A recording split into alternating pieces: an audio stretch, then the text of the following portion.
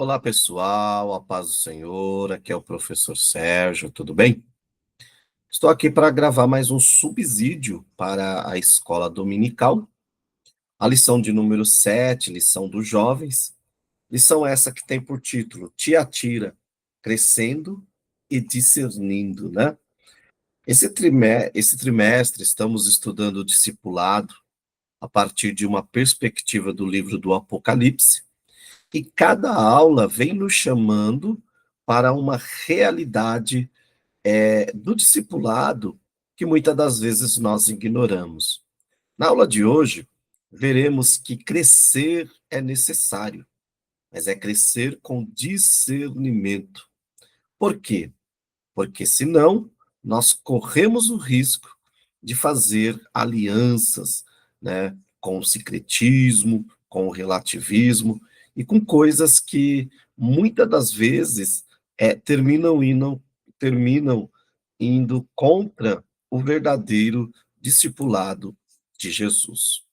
E na aula de hoje, nós teremos aqui, primeiramente, um cenário histórico acerca da igreja de Tiatira, da cidade, as repreensões e elogios, o chamado de Jesus para essa igreja e a sua mensagem atual, contemporânea, no que diz respeito ao discipulado, né? Então, assim, quando olhamos para a cidade de Tiatira, primeiramente, Tiatira era a menos importante das 7 cidades. Ela ficava aproximadamente 40 quilômetros ao sudeste de Pérgamo, não possuía nenhum destaque como centro político ou religioso, tinha poucos templos e o culto ali ao imperador existia, só não tinha a mesma devoção como havia em Éfeso, Esmirna ou Pérgamo. Entretanto, a arqueologia atual revelou que Tiatira foi um grande centro comercial, com muitas empresas e associações de trabalhadores. Então, das 7 igrejas do Apocalipse, Tiatira ela se destaca muito mais como um centro comercial e industrial, né, ali na Ásia Menor, principalmente por conta de suas guildas, que eram tipo de guildas de artesãs, que eram tipo como se fossem sindicatos, né? O nosso estudo hoje focará nas questões sociais que terminaram influenciando a situação espiritual dessa igreja e daquela comunidade cristã, né? Então, Tiatira, ela ficava ali na Ásia Menor, situava-se em um vale fértil, conectando Pérgamo e Sardes, né? A sua posição estratégica controlava rotas comerciais, principalmente, facilitando ali um fluxo de bens e de ideias, né? É, e isso posicionou a parte comercial e, de certa forma, a diversidade cultural. Então, a cidade era um hub comercial regional, né? E dentro disso, o Senhor Jesus envia uma carta por meio do seu servo, o apóstolo João, com o propósito, primeiro, de exortar a vigilância e a pureza doutrinária, né? Abordando o sincretismo e a idolatria local, e alertando contra o compromisso morais e teológicos, né? E a palavra-chave é discernimento, principalmente no que diz respeito aos ensinos de uma Jezabel, né?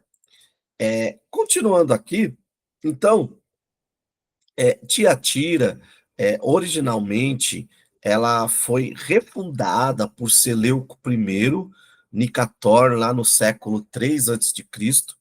Ela era muito mais um posto militar estratégico, devido à sua localização, deixou de ser um ponto militar e passa a ser uma rota comercial, especialmente da produção de lã e tintura.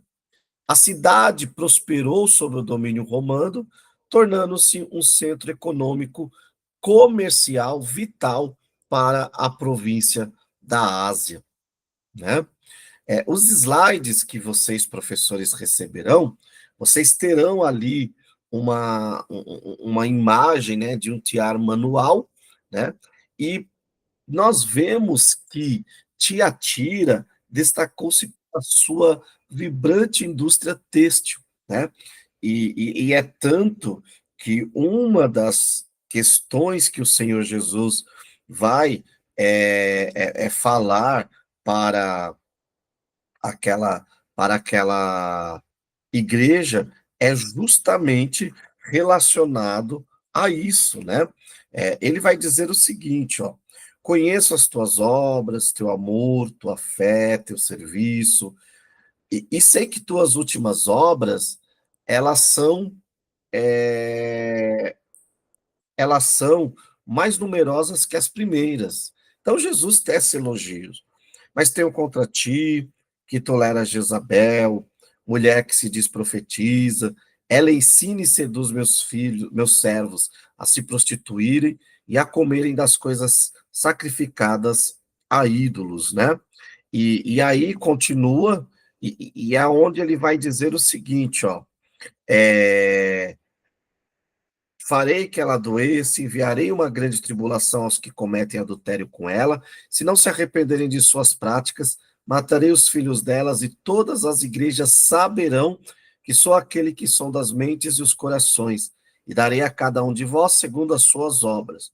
Mas digo a vocês, a vós, os demais que estão em Tiatira, a todos que não seguem essa doutrina, não conhecem as chamadas coisas profundas de Satanás, não colocarei outra carga sobre vós, mas conservai o que tendes até que eu venha, né? Então, nós temos aqui muitos pontos interessantes para examinar. Então, vamos lá. Tiatira, havia ali o que nós chamamos como coleguia ou guildas, né, que eram influentes de artesãos ou tintureiros e ferreiros, eram tipos de sindicatos.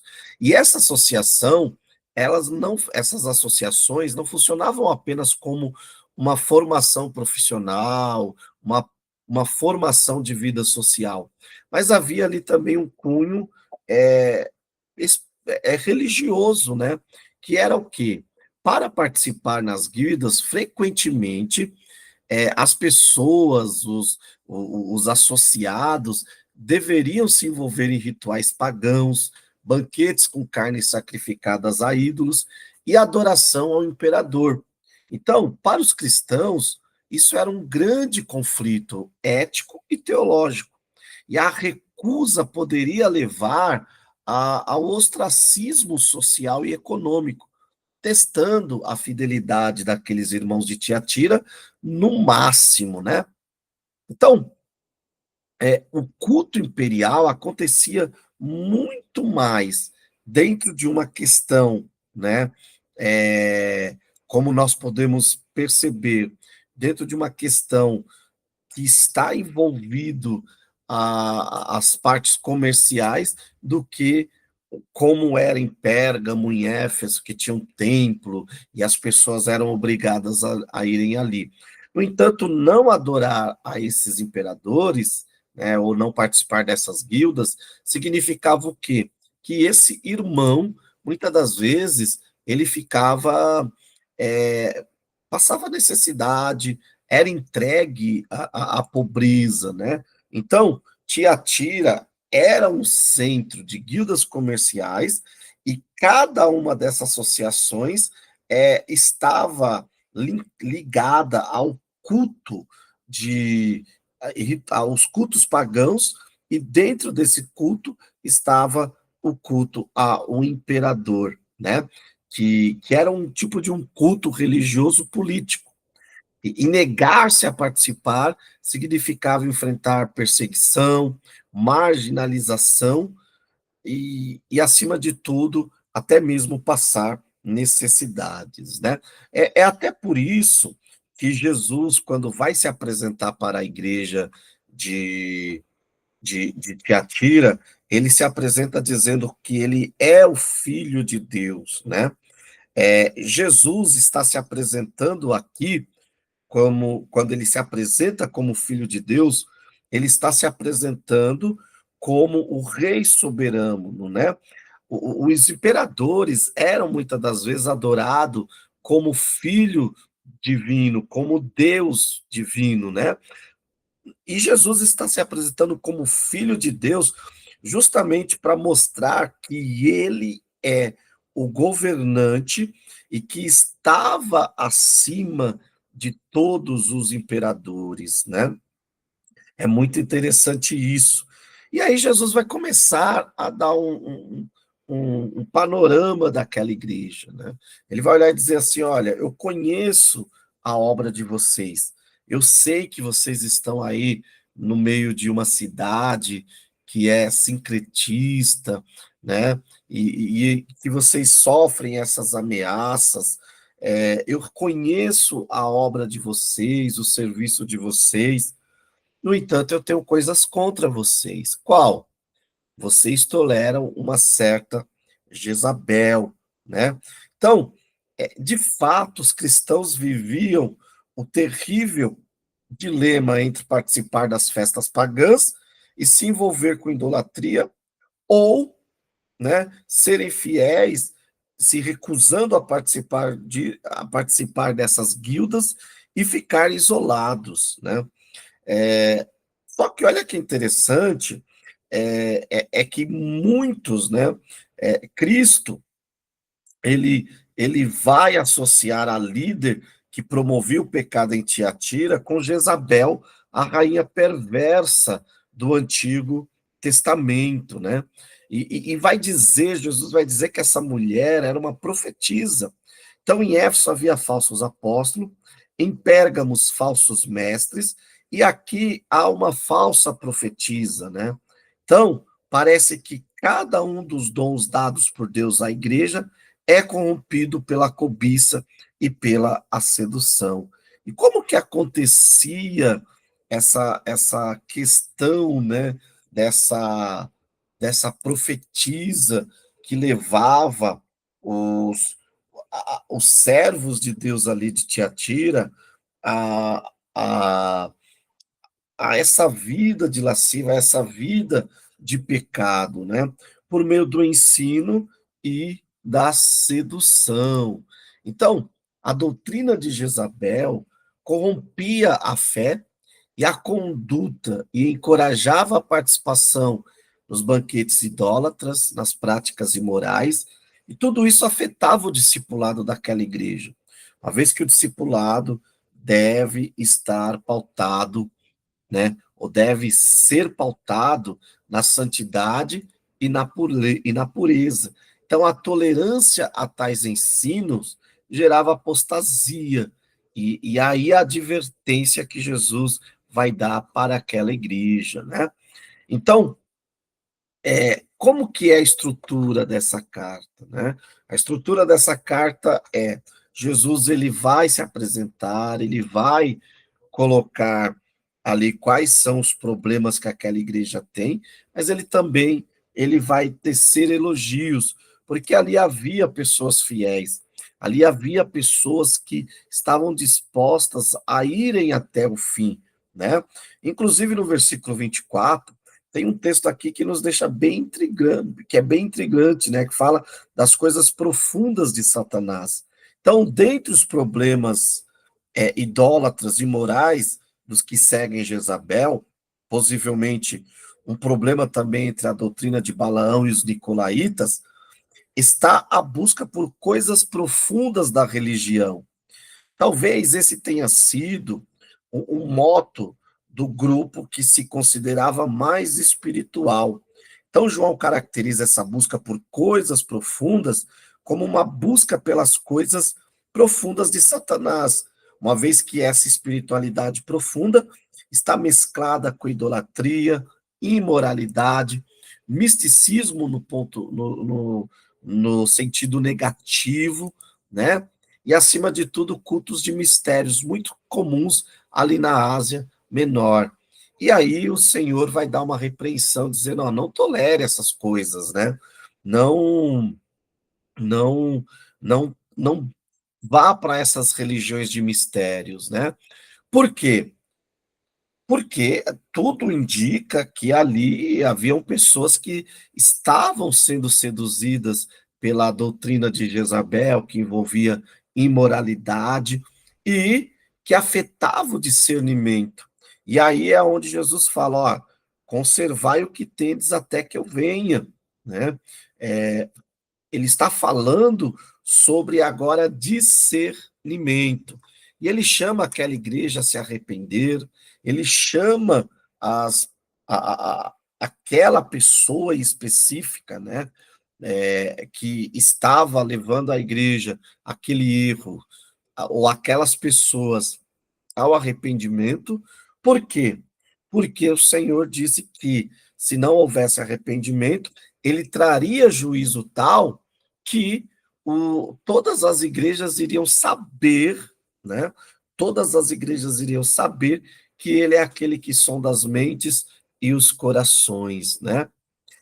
E aí o Senhor vai dar uma exortação para que a igreja de Tiatira persevere nesse discipulado que é manter a fé e as obras até o fim, mesmo com todas essas lutas, né?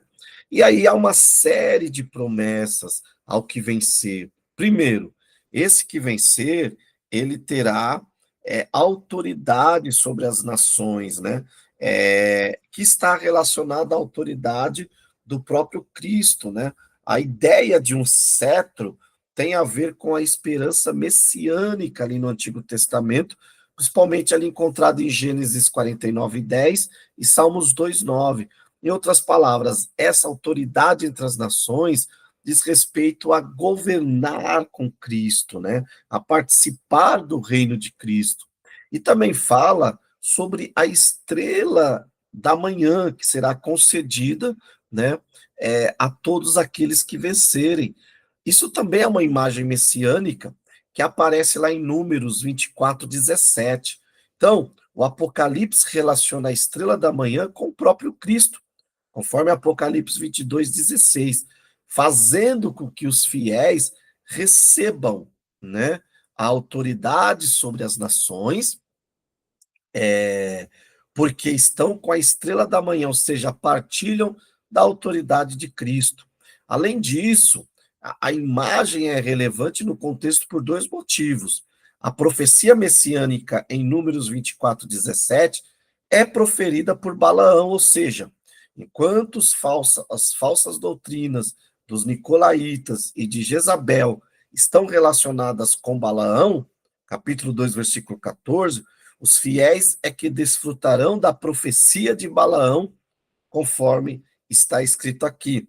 A estrela da manhã, que é o planeta Vênus, era um símbolo do Império Romano.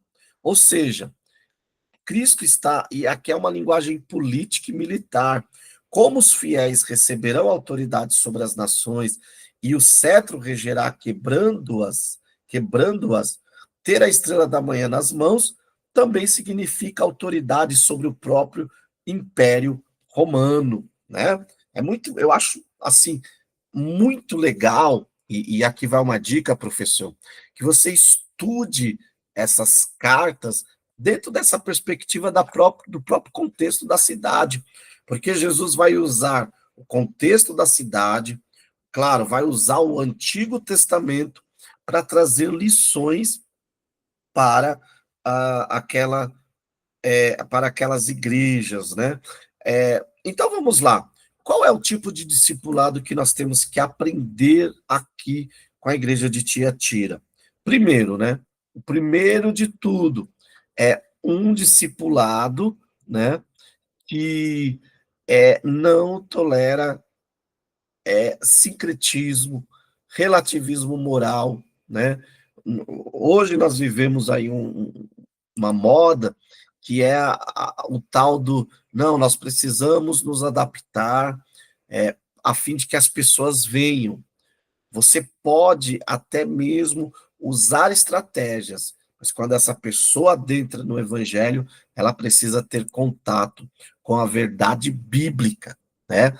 E o verdadeiro discipulado é aquele que, acima de tudo, cresce e cresce em número, né? Cresce, mas também cresce no discernimento, né? No discernimento para compreender quais são os ensinos bíblicos e os ensinos heréticos é importantíssimo. O discipulado da igreja de Tiatira é importante porque ele é um chamado para o crescimento contínuo, né?